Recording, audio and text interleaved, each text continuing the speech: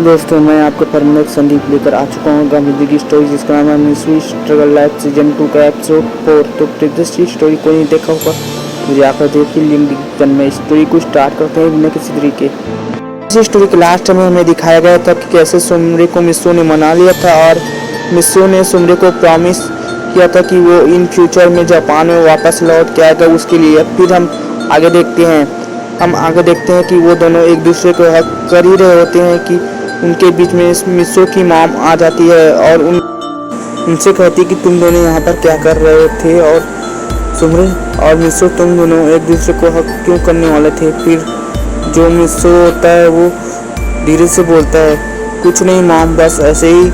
वो क्या है ना, सुमरे इमोशनल हो गई थी। फिर जो सुमरे होती है वो बोलती कि अरे मिस्सो क्यों झूठ बोल रहा है, बोल दो ना कि मैं तुमसे बोल रही थी कि मैं तुमसे प्यार करती हूँ और मैं तुम्हें बहुत पसंद करती हूँ, बोल दो ना मिस्सो, क्यों झूठ बोल रहे हो। फिर जो मिस्सो होता है वो बोलता है कि नहीं मॉम, ये झूठ बोल रही है।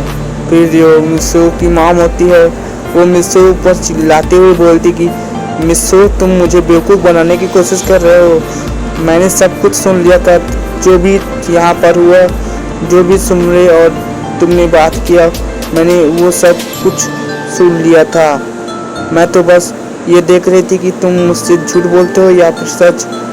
सुमरे तुमने बहुत अच्छा किया कि मुझे अपने फीलिंग बता दिया, और मिस्सो तुमने मुझसे झूठ बोला है, इसलिए मैं तुम्हें 1 महीने की पॉकेट मनी नहीं देने वाली। साथ में तुमने मुझसे कुछ अपनी बातें भी छुपाई, तो मैं तुम्हारी जो पॉकेट मनी है वो भी देना बंद कर दूंगी। साथ में अगर अगली बार से ऐसी गलती हुई तो मैं तुमसे बात ही नहीं करूंगी। फिर जो मिस्सो होता है, मिस्सो अपने मॉम से माफ़ी मांगने लगता है और बोलता है कि माफ़ कर दो मॉम, मैं अब कभी भी झूठ नहीं बोलूँगा और साथ में मैं आपसे कोई भी बात नहीं छुपाया करूँगा। फिर उसकी मॉम उसे माफ़ कर देती है। फिर वो सुमरे से बोलती है, अरे बेटा तुम तो कुछ देर पहले बीमार थी ना। फिर जो सुमरे होती है वो मिस्सो की मॉम से बोलती है, नहीं आंटी, मैं बीमार नहीं थी, मैं तो बस एक एक्टिंग कर रही थी ताकि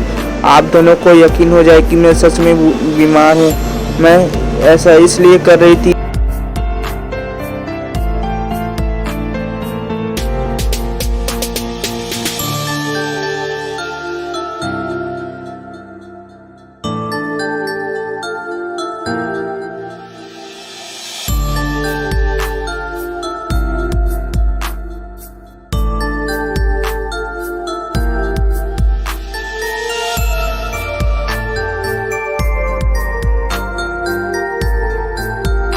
देखो सुमरे बेटा, लाइफ सिर्फ एक बार मिलती है, जिसमें सिर्फ एक बार ही प्यार होता है। जब किसी को प्यार हो जाता है किसी पर्सन से, तो वो उस पर्सन को कभी भी नहीं भुला पाता जो उसके लिए स्पेशल है।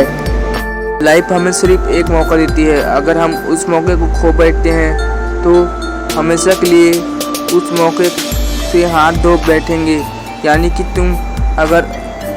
तुमने बिल्कुल ठीक ही किया सुमरे कि उसके जाने से पहले ही उसे अपनी फीलिंग बता दिया, नहीं तो हो सकता था कि वो इन फ्यूचर में अपने करियर में आगे बढ़ जाता और तुम अकेले ही रह जाती, कभी भी से अपना फीलिंग रिवील नहीं कर पाती।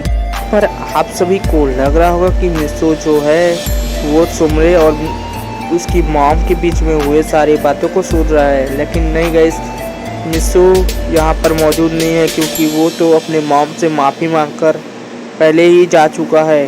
फिर हम स्टोरी के आगे देखते हैं। जो सुमरे होती है वो मिस्सो की मॉम से बोलती है, मुझे माफ़ कर देना आंटी, मैंने पहले से आपको अपनी फीलिंग नहीं बताया कि मैं मिस्सो के बारे में क्या सोचती हूँ, मैं मिस्सो को पसंद करती हूँ कि नहीं।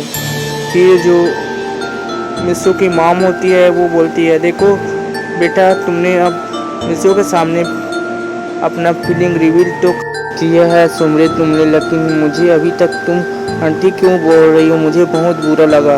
फिर जो सुमरे है वो मिस्सो की मॉम से माफ़ी मांगने लगती है और बोलती कि सॉरी मॉम, और फिर जो मिस्सो की मॉम होती है वो ये सुनकर बहुत खुश हो जाती है और बोलती कि तो तुम मुझे यही कहकर बुलाओगी सुमरे बेटा। फिर सुमरे कहती कि ठीक है मॉम, मैं आपको मॉम ही कहकर बुलाऊंगी। फिर हम देखते हैं वो दोनों ऐसे ही आपस में बात करते हुए सुमरे के रूम में पहुंच जाते हैं और उनको देखकर जो सुमरे की मैनेजर होती है उनसे कहती कि तो आप लोग आ ही गए, जाइए बेंच में बैठ जाइए, डिनर के लिए आपका डिनर तैयार हो चुका है।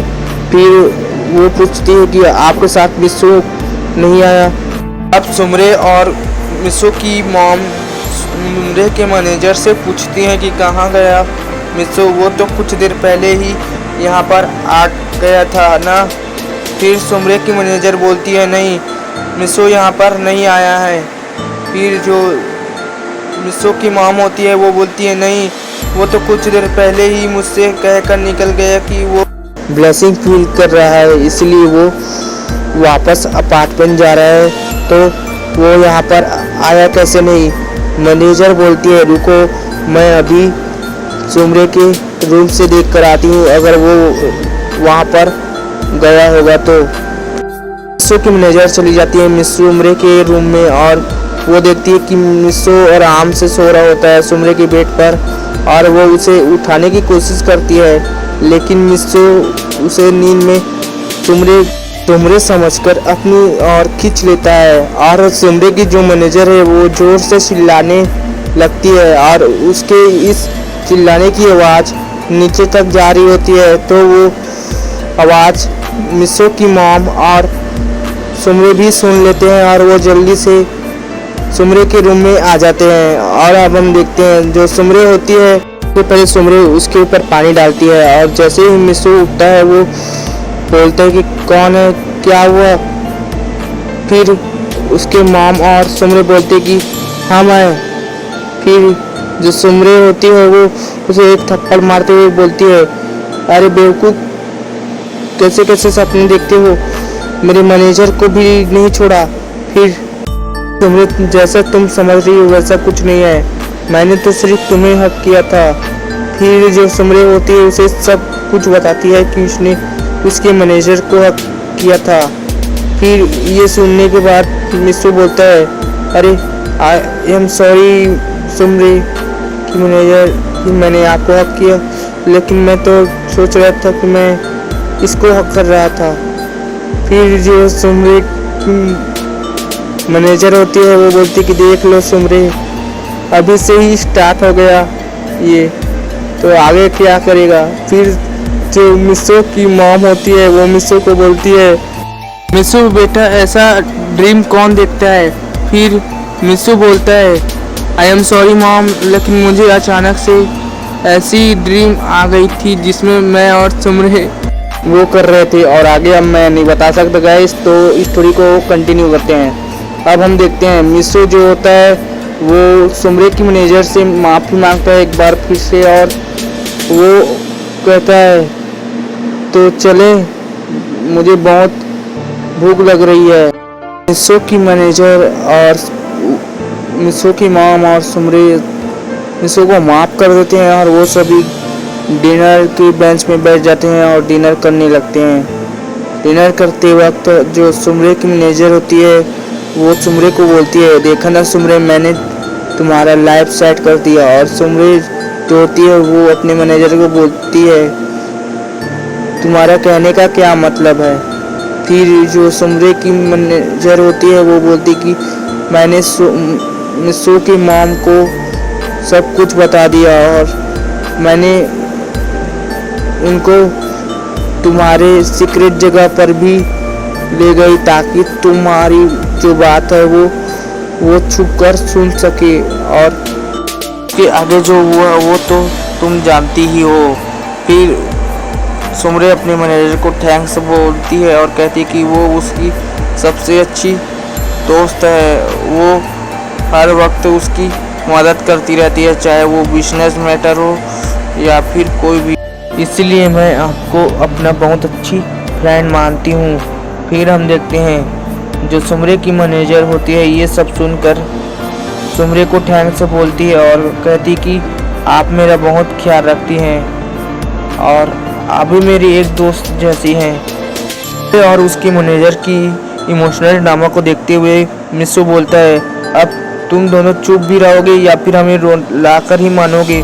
फिर वो दोनों चुप हो जाते हैं। फिर मिसो की मॉम सुमरे की मैनेजर से बोलती है, थैंक्स सुमरे की मैनेजर की आपने इन दोनों के रिलेशनशिप के बारे में मुझे पहले बता दिया, नहीं तो ये दोनों हमेशा अपने फीलिंग्स को कभी भी रिवील नहीं कर पाते कि ये दोनों एक दूसरे से प्यार करते हैं। फिर की मैनेजर मिसो की मॉम से बोलती है, असल में इन दोनों ने पहले ही अपना फीलिंग्स एक दूसरे को रिवील कर दिया था। मिसो ने एक्सेप्ट तो किया था, लेकिन मुझे डर लग रहा था कि ये आपके साथ चला जाएगा और वापस नहीं आएगा, इसलिए मैंने सुमरे को आइडिया दिया था कि वो ये सब नाटक करे और आप दोनों को यहाँ पर बुलाए और मैं आपको इनके रिलेशनशिप के बारे में बता सकूं। ये सुनने के बाद जो मिसो की मॉम होती है वो मिसो और सुमरे को बोलती है, तो तुम दोनों ने पहले से ही एक दूसरे को अपनी फीलिंग रिवील कर दी थी, तो फिर मेरे सामने नाटक करने की क्या ज़रूरत थी। और सुमरे, अगर तुम मुझे पहले बता देती तो मैं यहाँ पर मिसो को जापान वापस आने के लिए कैसे भी मना लेती, लेकिन तुमने मुझे कोई भी बात शेयर नहीं की, ना ही मुझे बताया कि तुम मिसो को पसंद करती हो। तुमने भी मेरे साथ वही किया जो कुछ देर पहले मिसो ने किया था। फिर जो सुमरे होती है वो बोलती, मुझे माफ़ कर देना मॉम कि मैंने आपसे सच छुपाया और झूठा नाटक किया। मैं नहीं चाहती थी कि आपको सच पता चले और आप मिसो को अपने साथ जाने से रोके। सुमरे से मिसो की मॉम बोलती है, कोई बात नहीं बेटा, अब तो मुझे पता चल गया ना। अब मिसो को मैं एक रिस्पॉन्सिबल पर्सन बनने के बाद वापस जापान ज़रूर भेजूंगी, तुम फिक्र मत करना। और तुम्हारे और मिसो के रिलेशन के बारे में मैं मिसो के डैड से भी बात करूंगी और इन फ्यूचर में मैं तुम्हारे मॉम डैड के साथ भी बात करूंगी। फिर सुमरे बोलती है कि मेरे मॉम बस है, मेरे डैड तो बचपन में ही गुजर चुके हैं। सुनकर सुमरे दुखी होने लगती है। फिर उसके बाद जो सुमरे से मिसो की मॉम होती है वो बोलती कि अरे सुमरे, तुम दुखी क्यों हो रही हो? अब से मिसो के डैड तुम्हारे डैड हुए और मैं तुम्हारी मॉम। के बाद वो अपनी मॉम यानी कि मिसो की मॉम को गले लगा लेती है और ये देखकर जो मिसो होता है वो कहता है कि अरे सुमरे और मॉम, आप दोनों तो अभी से ही गले मिल रहे हैं। फिर मिसो की मैनेजर बोलती है, ये स्टोरी यहीं पर ख़त्म होती है और इसमें थोड़ा सा नॉइस और आ रहा होगा तो उसके लिए मैं माफ़ी चाहूँगा। और आने वाले 13 अप्रैल को कैंपिंग होने वाली है, तो उसके रिलेटेड वीडियो की लिंक मैं डिस्क्रिप्शन बॉक्स में दे दूंगा और साथ में इसका प्रीवियस स्टोरी का लिंक भी डिस्क्रिप्शन बॉक्स में मिल जाएगा। कोई स्टोरी थोड़ी सी भी पसंद आया होगा तो वीडियो को लाइक कर देना और कमेंट कर देना और चैनल को सब्सक्राइब कर लेना ऐसे ही अमेजिंग वीडियोस देखने के लिए। और हम मिलते हैं किसी अन्य वीडियो के साथ, तब तक के लिए बाय बाय।